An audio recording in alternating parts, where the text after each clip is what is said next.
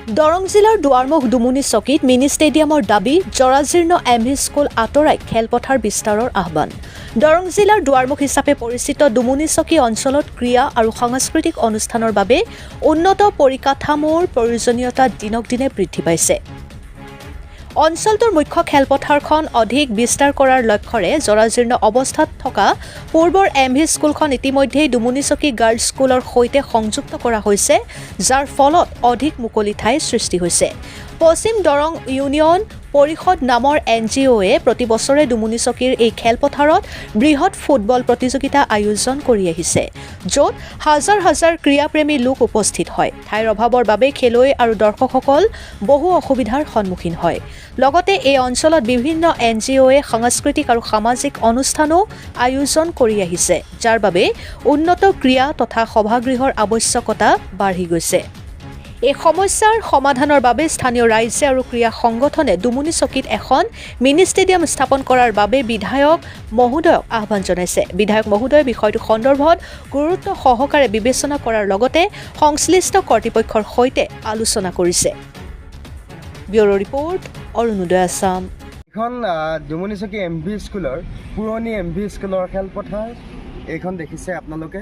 এই খেলপথাৰখনতেই প্ৰতি বছৰে ইয়াত অনুষ্ঠিত হয় অসমৰ গ্ৰাম্য অঞ্চলৰ আটাইতকৈ এখন উন্নতমানৰ খেল পশ্চিম দৰং উন্নয়ন পৰিষদ নামৰ NGOটোৱে অনুষ্ঠিত কৰে এই খেলপথাৰখনত এই ফুটবল খেলখন। ইয়াত হাজাৰ হাজাৰ মানুহৰ সমাগম হয়, কিন্তু এই বৃহত্তৰ দুমুনি চকী অঞ্চলবাসীৰ বাবে এতিয়া অকণমান অসুবিধা।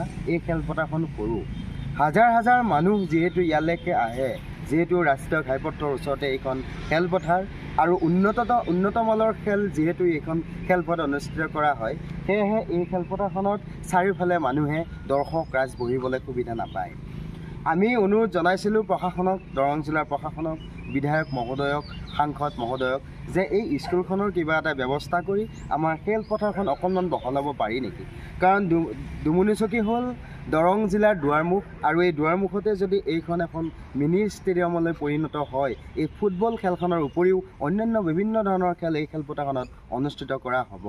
যিহেতু ঐতিহ্যমণ্ডিত এখন বিদ্যালয়ৰ ঐতিহ্যমণ্ডিত এইখন খেলপথাৰ, তাহানিতে বহুতো খেলুৱৈ এইখন খেলপথাৰৰ পৰাই ওলাই গৈছে, আৰু সেই পৰম্পৰা অটুট ৰাখিয়েই দৰং জিলাৰ অগ্ৰণী স্বেচ্ছাসেৱী অনুষ্ঠান পশ্চিম দৰং উন্নয়ন পৰিষদে এই খেলপথাৰখনত খেল অনুষ্ঠিত কৰি আহিছে।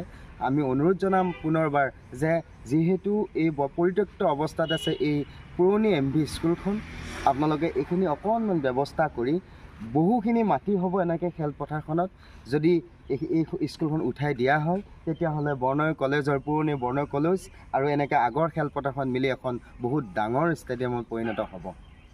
আমাৰ সকলোৰে সুস্বাস্থ্য মনটো স্থিৰ হোৱাৰ বাবে সকলোৱে সুস্বাস্থ্যৰে ভাতৃত্ববোধেৰে আমি জীয়াই থকাৰ বাবে এনে এখন খেলপথাৰৰ প্ৰয়োজন।